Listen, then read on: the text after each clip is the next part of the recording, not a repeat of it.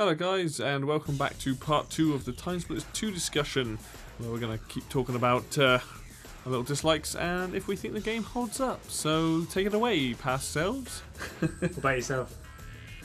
I probably have more gripes with it, but this is purely on just little things having played it again recently. And my biggest problem with this game is the way that the aiming works, because I hate the fact that it centers again. So if you're trying to use a sniper rifle long distance and you point it forwards and then say tilt it to the left, most games, or like the third game, you move to the left and it stays there, whereas now it will move to the left and then center, which is really frustrating for like really accurate aiming. It's not so bad with most other guns, but the sniper rifles make it very difficult. Oh, that's quite annoying actually. Yeah, so it's like, yeah, it's If you take off auto aim, does it make any difference? It's not auto aim. I've looked at this before, and as far as I'm aware, you can't change it. Yeah, no, I know what you mean. I was wondering if there was an option to. No, it's just how it's calibrated. So like if you hit L in the game or whatever the trigger is to bring up the crosshairs, and you're aiming the guns, you'll always center, which is, I suppose I can understand because it makes it a bit quicker and but for me it's like I like to be able to have complete control of my sniper rifle so that I can aim. I think also it's a kind of game where I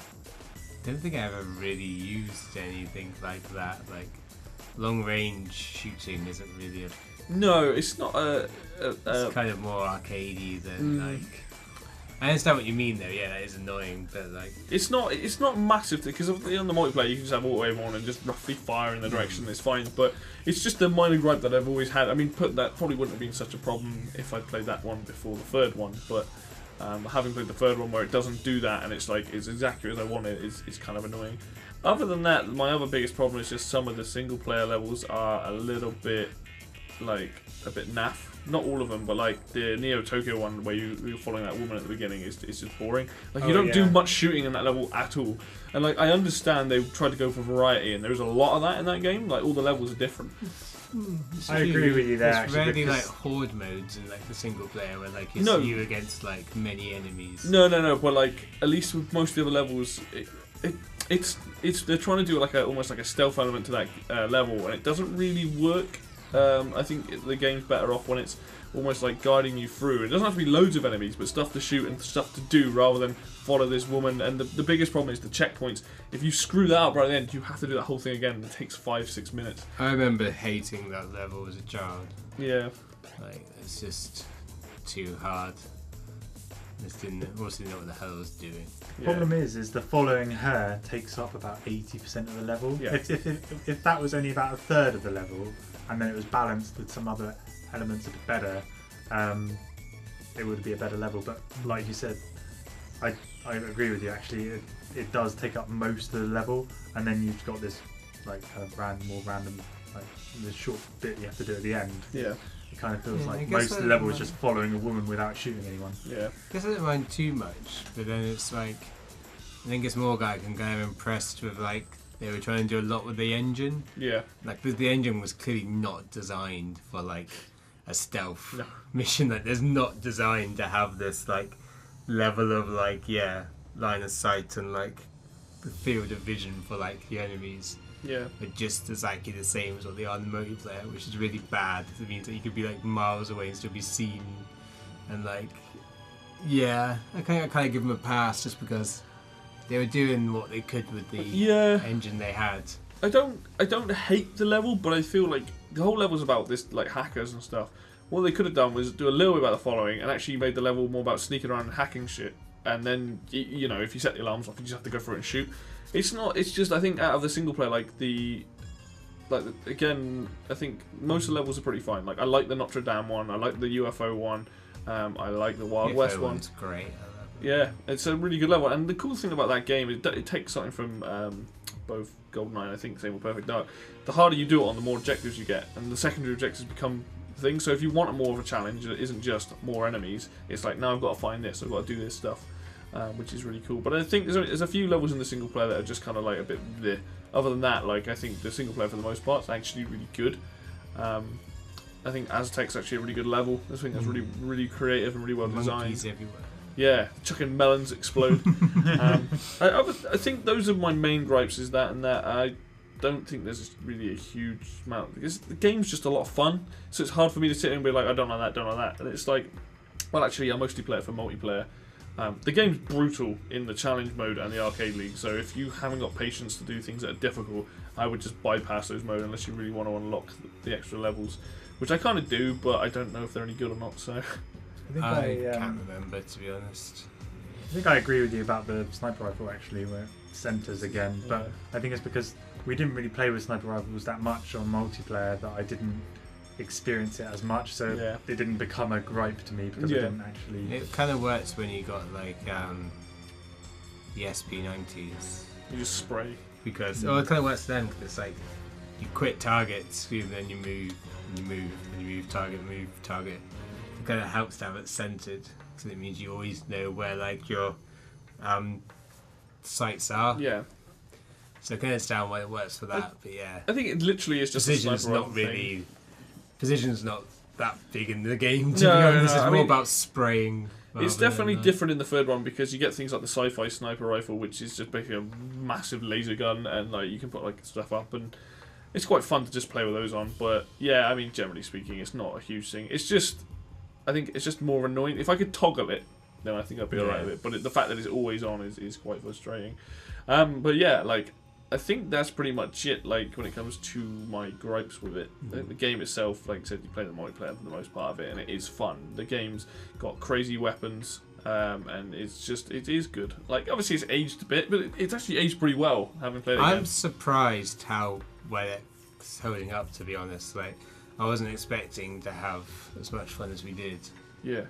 After so many years, I think the era of like GameCube, PlayStation 2 and Xbox is actually most of the first person shooters that have come out then. Like the James Bond games I've got, I like them, maybe Turok not so much, but I like that game. It's Timesplitters games. I've got Red Faction 2. All these games, decent multiplayer games, and they have this fun. A lot of them are starting to look pretty bad around the edges graphically, but game mode wise, they're actually really fun. And Timesplitters 2 has like what? 10 multiplayer modes, which is like unheard of in this day and age, which is nuts. Yeah, there are a lot now. I didn't realise how many there were. It's quite a lot. Yeah, monkey assistants. That's I a guess great. Also, I forget like that era of like PlayStation 2 and Xbox and GameCube. Like they kind of sorted out a lot of the problems when they first went to 3D. It's like we're going back and playing like PlayStation 1 shooters. It's just like, oh god. It's like it's not a good time. Yeah, everything's a bit smoother now. I mean, they kind of got it. It's like the beginning of this age, really, isn't it? Like the Halo of it, like Combat Evolution and stuff like that. It's like, oh yeah, you can kind of still play this, and it's like, oh, it's like the same as what we have now. I think the thing with does it hold up? Asking that question about an FPS is the main thing you want for it to hold up. Really, is the mechanics and just like the controls and things, I suppose, and also the frame rate, I suppose, because remember we had a conversation about GoldenEye. Yeah, the frame rate really lags, and that's one of the things that makes it really difficult to play these days. And I think Timesplitters does that all fine. Like all the characters are great. You've got so much colour in the game. There's nothing to really you brought up an interesting point it there, down. where it's like just made me think of something. Where it's like the most important thing for like an FPS like this is that you don't want to feel like the game is screwing you over. Yeah. It's like, so even though it has these problems, like the spawns can be dodgy, and every now and then you do feel like, oh, I've lost that kill just because of the game. But for the majority of it, it didn't feel like, I was being killed. That wasn't like my fault. All you want to do is run around in some great arenas with some great guns and some great characters, and just play some awesome fun modes and just kill each other. Not worry about kill KD. Yeah. Doesn't even have KD on there. You can't even check it, can you? That's what makes it. I think you can in team deathmatch and deathmatch, but that just shows you where you came. I thought you showed your score. Oh no, yeah. But it's leaderboard though. It's leaderboard though, isn't it? It's not actually separate. Yeah. I think it shows your. Doesn't show your ratio. I think it shows you deaths, but I think that's like suicides. This is why games used to be better, children. Yeah.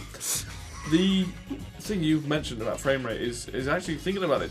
When we were playing that, was that running at 60? Because it definitely felt pretty smooth in the multiplayer. It felt smooth, but I'm not sure if it was 60 or not because I don't know, maybe it's because screen was quite small, size and yeah. pixels. It's kind of hard. Because I to- felt like it was buttery smooth, but again, I think I would need to play the I had no lag spikes. because the single player is I definitely. didn't find it laggy at all. Then we didn't really play Apart with like we only really ever played the three of us. We didn't really play much like all the bots on as Yeah, well. apart from so, the like, capture the thing and virus. But we the played virus now is less people shooting that, so there's Yeah. less things to process. But I never saw any lag spikes or anything like that. So. The ice level when we had all the bots on was like a war zone and it never lagged throughout Yeah. that. All the streets when we had all. Yeah, thinking about it, yeah, like playing Yeah. that mode was. So it goes to show actually that game. That's like I like playing. Like some of the perfect dark multiplayer stuff, but I like the one-on-one thing of that. Even though the frame rate's probably a little bit lower than 30, it still felt fun. Whereas, the good thing about this is you can probably have up to 4 people, and you're probably not gonna. Even if it is only running at 30, it still feels good. It feels I would tight, say as long as responsive. it's run steady, it's like fine. Yeah, it's I've always found this kind of FPS where like it's not all about like detailed and pixels. It's all about like large areas. You've got to track bullets. That it's all just about like having it running constantly. You can Yeah. easily adapt to it. Even if it was running in like 20, yeah, as long as it's Yeah. steady, it's all good. absolutely. All right, then that brings me on to my last question, as always. Does it hold up? Oh, I have a question. Oh, go on then. I was gonna say favorite gun. Okay, favorite gun. I'm kind of leaning towards the sci-fi handgun, just purely on the fact that it fires 3 bullets and they deflect everywhere. So Ricochet. ridiculous. It's a good gun. Is that the one where the bullets just go Yeah, all over the mad. place? Yeah, that's one of my favourites. That or the Tommy gun thing. I just love it. Tommy gun's satisfying. Just yeah. having double Tommy guns is fucking awesome. Yeah, I think I'm going to go with the sci-fi gun. sci-fi handgun. Yeah. I think watching the monkey with dual SP90s is That really is funny. hilarious. Also, like the rocket launch, the grenade launcher on the monkey is also hilarious. But I think what I used to love is proximity mines in that game. Who doesn't love Just to- proximity Yeah, mines? that's not really a fair answer because every game with proximity mines, they're always like one of the best things to use. Yeah. I think just I think dual Tommy guns. I just don't so satisfying about that. Like the sound clip and everything is so good. There was one where I was I can't remember whether I was running away from you, Levi, or you, Dave, but I think it was Levi. I was just like laughing to myself because I was running backwards away from you with dual Tommy guns and you with a duck. Yeah. I was like running backwards shooting a duck with these ridiculous massive machine guns. I was just laughing my head off. Yeah, it was a very surreal so funny. moment when you realise you're a monkey with like dual shotguns chasing like a duck while you're on fire. Yeah. Like, Yeah. It's a very surreal kind of That's what moment. makes the when you game so fun. It's when just you so step ridiculous. out of it, you're like, oh yeah. What have I been doing with my evening? Yeah. It's funny from the other person's point of view. It's like when you had the Tommy guns, I think it was, and I was just like crouched next to you, and it's like this tiny little monkey, and for some reason on your screen the guns are the same size, but me looking at you, the guns are tiny because Yeah. you're holding them. I actually don't know. I mean, sci-fi handgun's pretty good. The sci-fi machine gun's fun as well. It's really hard because most of the guns are actually pretty good. I mean, no, I I like mean, the combat shotgun as well. It's like when you reload, you can like fire one shell out at a time. Yeah. Like, I looks don't really know. cool. I mean, sci-fi homing handguns rocket just- launch is also OP. Homing rocket launch is hilarious. the most like OP weapon. Like the amount of times I just like fire it into a building randomly, like kill someone. Yeah. It's so good. I might go a bit more on it. I might go with minigun because it's got so many bullets and you can just hold the button down and just murder people. It does annihilate people. Like Yeah. they had to give it that delay to like. No, build if you up. hit the Z button and put it on alt fire, it always spins the barrel. So that as soon as you shoot, it just shoots automatically. Oh You don't- really? Yeah. Yeah. Oh, I didn't know that. Yeah, I did say this, but yeah. Okay. Otherwise, I think it overheats quicker because Yeah. I think the bar goes up, but it just stops you having that that you just instantly fire. Yeah. The plasma rifle as well with the plasma grenades. They're fun. Sticking people is to fun. Yeah. It's always good to use sticky grenades. I think all in all, I like most of the guns. I would say probably the most fun gun is probably the sci-fi handgun. Just bouncing bullets around is mad. I think the minigun's probably one of my favourites because it's just fun to run around with it. But the crossbow is quite fun. Oh, We God, didn't use yeah. that, but the crossbow is pretty fun. You Yeah. just bottle Dynamite's people. also good. I don't remember that. I'd have to use that again. That Basically ridiculous grenade. sounds awesome. Yeah, I get the Tommy guns. Yeah, So that's those satisfying. are Same with favourite. the Soviet rifle, isn't it? The grenade on the Oh, side of the yeah, lane. It's like boom, boom, boom, boom. And the machine gun sound itself is just really good as well. Yeah. But yeah, having a grenade on top is awesome. Yeah, But you know how? Yes. Oh, it's not an AK-47. It's like an it's meant to be an AK. It's Soviet rifle, I think it's something called. like that. Yeah. It's like A-72. It's like, yeah. Yeah. So all the guns are like, yeah, not named. Yeah. But it's fun just to listen to those guns going off and stuff. It's what makes it good. But yeah, back to my other question then. So, do you think it holds up? We'll go with Mr. Fruity because obviously you played this much when you remember a lot of it playing for younger and now, and I'm just curious if you think it's still, still a lot of fun and. I'm surprised by how well it holds up. To be honest, I was not expecting it to be as fun, and I was also expecting to have a way harder problem with the controls, like I had when we played like Turok and GoldenEye and all of that. I find those games really hard to play. Curious to see what happens if you played a bunch of this and then played Turok again, because the controls are similar. So I wonder if it's just. I think I found also the one with Turok where it's just like pixel density. It hurt my eyes a lot. Yeah, it's just like I can see a blob. Is that a person? Yeah, maybe we needed to play it on a bigger TV. I don't know. Yeah, I will fix this problem. But yeah, I found this game way fun, way fun. That's always a good thing if you can play a game, and even if it has aged visually not the best thing, but it's still playable and it is just as fun as you remember it. Then you've obviously, that's a sign of a good, well-made game. So yeah, I definitely recommend anyone play it, even without nostalgia for it. Oh, yeah. Obviously, it's so much of me was just like, oh, I remember this level now. Oh, going through the characters, go through like the army guys and then people with the armor that's got like really high stamina and like with a crazy gingerbread man goldfish. My favourite character. The goldfish in like a bowl with like the person and Robofish. Yeah, like the handyman obviously is just weird. Yeah, handyman's amazing. No, the weird. The one thing about the character design though is that the women's character design is it's kind of weird. It's like the reverse of like Tomb Raider on like the PS1, where it's like rather than triangles, it's got these like huge cones coming out of them. Yeah. And, like incredibly like it's this really weird proportions. Like, some of the people it's just like this is odd. It's like some of them don't quite look human, so you kind of think that they're like weird like characters, like the Snow Razor, and you realise it's no dude, just like a normal woman. Yeah. Some is a bit weird. The portions of it are quite funny. So you definitely recommend it still to this day then? Yeah, I recommend it. Good. Mr. Mark, how do you feel about it as someone who's probably a little less experienced player on but has played it a lot now? Yeah, I think it's great. I think the levels are really interesting, very diverse. The characters and the guns and everything are just really, I don't know, creative and really interesting. It's just really fun. Like that's the I don't think best you thing can about get bored of it. I mean, the one-player campaign is really good, and the multiplayer,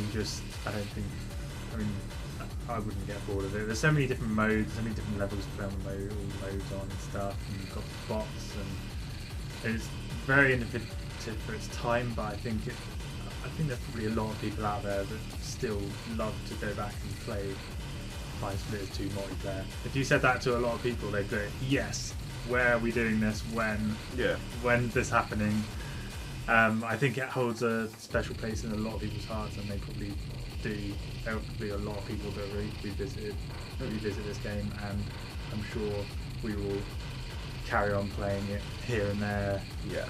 Now that we've been playing it tonight, it's definitely got a lot of replay value. And it's great. There's no real faults with it. I just want to play a FPS that's fun. I just want to gun people down and like have a laugh. That's just in real life. Yeah. Then you want to play Timesplitters. Yeah. It's so nice to play an FPS as well, where you're not just crouched behind like a waist-high wall, and you're not like seeing like the KD in like a game mode where like it makes absolutely no difference. Yeah, and you're not just like nice, and you can't just knife someone if you're stood right near them or something. It's like I'm playing Couch in the Bag. I was like, oh, you got like a minus like 10 KD. It's like Couch in the Bag. It doesn't matter as long as I'm catching the bag. Like. Yeah, yeah, all the stats that people get so like obsessed with, like, and having to unlock all the weapons and how kind of competitive Call of Duty Online has got. Everyone these. Like, another thing, leveling up and gaining you new stuff. The It's like- rewards are good at the end of the games when you get like Oh, the most achievement cowardly, achievements, like, most cowardly, like pathetic shots, or yeah. like. 8 armor, minus 10. It's like I like those. Like that is nice. They It's start- like it's just as much information as you want. Yeah, You don't want any more than that. they started that in Golden Age, didn't they? And Yeah. Perfect Dark, and Taking just it kept on. on doing it. I would definitely say this game holds up. I will say though, as somebody who does prefer the third one to me has is just a little bit better, and I think if you got the third one, then I almost play that over this. But that's not to say this is a bad game. I think this game has obviously the maps. Some of the maps are different. Mexico missions in pretty much every game, I think, and so is Training Ground. But if you want, if you've played the third one and you want something that's just as fun, then play the second one, because the maps are different. There's Flame Tag isn't in the third one, but Virus is. That's worth playing it for that. And it's if you want a different story campaign. Let's say the story campaign's a little bit weak compared to the third one, but that game's a bit that came later. But all in all, the game definitely holds up as a multiplayer game on that generation of systems. They are still my favourite. Timesplitters series, 1, 2, and 3 are probably my favourite console shooters ever. And I think that the game is just as bonkers as it needs to be, and that's what's great about it. It doesn't need to make sense. So, Trying to think of another series I liked as much in that era. did you play much Halo? Yeah, but I always kind of think that they're not arcadey. No, well, they're a bit. When you say these kind of things, I think more like Serious Sam and stuff like that. Oh my god. Rather than Halo. Yeah. Actually, Serious Sam's actually quite a good comparison. Really. Yeah, that's just mad. Game. Yeah, no, I mean, Timesplitters was really the goofy arcadey sort of game. I can't think of many. I mean, I've got Red Faction 2, but I haven't played it in so long. I can't remember what it was like multiplayer wise. Yeah, I mean, okay, some of the James Bond games I've got on the GameCube are actually a bit arcadey like that, similar sort of thing. But they all kind of take inspiration from GoldenEye, Perfect Dark. We have those to thank for that kind of. Here's a weapon set, where you choose your weapon set at random. They're definitely the granddaddy. Oh yeah, no, Not like this. It's nice. I think they set a lot of good things for shooters. I think. Go on, sorry, Mark. Sorry, I was just going to say I just have a soft spot for split screen multiplayer as well, because obviously everyone plays Call of Duty online. I just like that kind of. I know we don't we say don't screen watch and all that kind of thing. Yeah. But I just because of nostalgia, I just love the kind of split screen thing. Just everyone getting in a room together It's and also doing it. good Just to watch awesome. things unfold. There's something just happening that's really interesting. Everyone just naturally looks to see what's going on. Yeah. Yeah. So many times during Flame Tag and that, I'd just be watching you two fight each other. Yeah, Yeah, the same. yeah, Just yeah. saying. What the fuck's going on? I can hear It's this much more shouting. fun than playing with a headset with someone who's up the other side of the world. I know that has a lot of novelty to it, but to me, I like being in a room with all my mates playing a game on the same TV. Is really fun. Yeah, couch co-op is the best of this kind of game. Yeah, It's yeah. what makes that, I mean, especially with the GameCube and the Xbox having built-in 4 ports, it makes that generation really, really good. It's something that's lost on newer systems. Obviously, the Wii and the Wii U do have that connectivity, but things with PlayStation games now and Xbox games, they do make it a bit harder, and not so many games are all in the room. There are stuff there, but that generation of consoles, it was all about the multiplayer and things whether it's racing games or shooting games, it let you do that 4-player stuff. And I agree, that is the best way to play games, is people in a room. Playing online, great, whatever, but being all in the room, and I was laughing so much when we've been playing it, and I love the craziness that happens in there, and you can share that with other people. No, you look at the time. You're we've been playing for 3 hours. You just have no idea because Yeah. you're just having so much fun. It doesn't get boring really. You just there's so many different modes and levels to play. You get the combination of play this mode on this level, and then the next mode on this level, and then the next mode on that level, and it's just There's never ending really. You're never going to have played all the modes on all the levels with all the different weapons. Exactly. That's what's so good about it. So as you can probably tell, our Final Forces, we really like this game. If you've got any Final Forces, I think that's pretty much it from us this week. No, I think we've said all we need to say. We've covered it, yeah. Go and play this game. Timesplitters 2. Yeah, It's great. all you Call of Duty and Battlefield This is a people. good tagline for it. Go and pester all these people that are now It is great. Crytek UK and go and tell them we want a new one because I would love a Timesplitters 4. But I yeah, think everyone would love a Timesplitters 4. yeah, it just didn't sell as well as they wanted to, unfortunately. It's not going to happen, is it? It's a No, pipe dream. anymore. But go and check out Timesplitters Rewind. The guys that have been working on that for years. They're making a custom free game with an engine and they're remaking a bunch of stuff. It looks really good. With that engine, shit. Yeah, I know. Right? They're serious. Oh. How long until that gets shut down? No, they've got, as long as they don't charge for it, they're people at Crytek. Oh, they actually got permission. Well, I Yeah, guess yeah. Crytek's not Nintendo, are they? No. We will all say bye now and we will see you all next time. Goodbye. See ya. Goodbye.